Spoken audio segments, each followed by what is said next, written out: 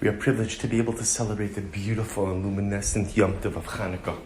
And the Gemara explains that during these special days, we of course have the mitzvah of the Hadlakas Ner Chanukah, the kindling of the menorah. But in addition to the kindling of the menorah, the Gemara says it's also a time for Hallel. It's also a time in which we recite the beautiful celebratory prayer, thanking HaKadosh Baruch Hu, praising HaKadosh Baruch Hu. And of course, we also add in Hodah, we add in gratitude. Specifically in the bracha of Modim Shmona Esrei, we add in the section of Ala Nisim and Bimei Matesyo. And when one looks at the words of Ala Nisim, one finds something amazing. It says, Ala Nisim v'ala porkon v'ala gvuros v'ala chuos v'ala milchamos. We thank Hashem for the incredible miracles. We thank Hashem for the incredible salvation. But then in that same sentence, we also thank Hashem v'ala milchamos. Thank you for the wars. And the Baal Shem Tov HaKadosh asks a simple question. Why would we thank HaKadosh Baruch Hu for the wars? Thank you for the miracles, for sure. Thank you for the salvation. Thank you for the redemption. But thank you for the wars? And the Baal Shem Tov HaKadosh says something so incredibly profound and beautiful. And he explains that a Jew recognizes that the challenges we experience are a gift from HaKadosh Baruch Hu as well.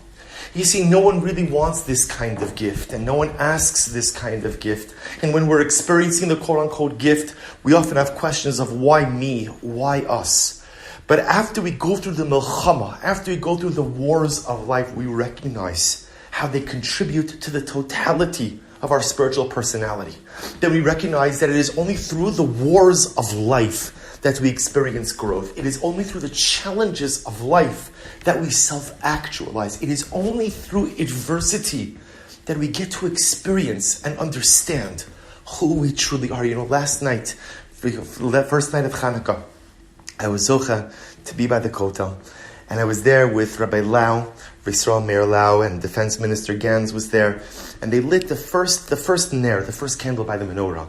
And for the first night, they invite the widows of soldiers of Tzahal and the orphans, women who lost their husbands, children who lost their fathers, and they invite them to be there for that more intimate kindling. Truth is, the crowds are really kept out. It's really just them. And you saw I was standing at a distance watching this incredible hadlaka, the chief rabbi kindling the menorah, surrounded by widows, surrounded by orphans. And you hear the words, Ala Nisim, thank you Hashem for the miracles, but also thank you for the battles, thank you for the wars.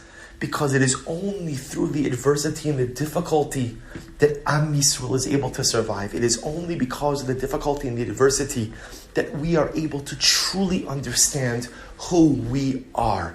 To be clear, no one wants the milchamos of life. But at a time of Chanukah, we take a step back and we reflect.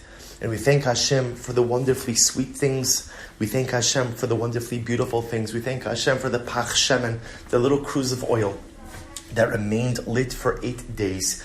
We thank Hashem for the beautiful and wonderful and sweet miracles that we experience every single day.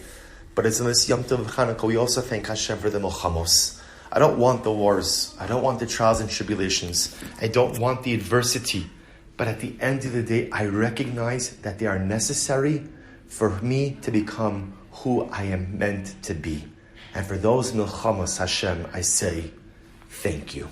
Wishing everyone a beautiful Yom Tov, a lichtige Chanukah.